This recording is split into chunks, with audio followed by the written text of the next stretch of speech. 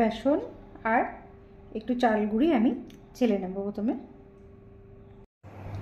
এখানে চাল গুঁড়ি আর বেসন আমি নিয়ে নিয়েছি। এর মধ্যে একটু কালো জিরে দিয়ে দিলাম, একটু অল্প করে খাবার সোডা দিলাম।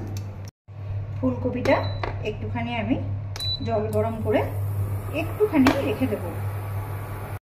এর মধ্যে আমি কিছু লঙ্কা দিয়ে দিলাম, একটু ঝাল ঝাল হবে সেই জন্য।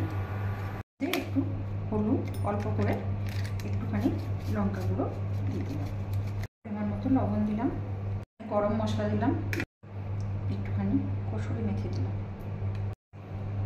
এবার এই বেসনের গোলায় ডুবিয়ে ফুলকপিগুলো একটু গরম জলে রেখে তারপর এরকম করে ভেজে নিতে হবে।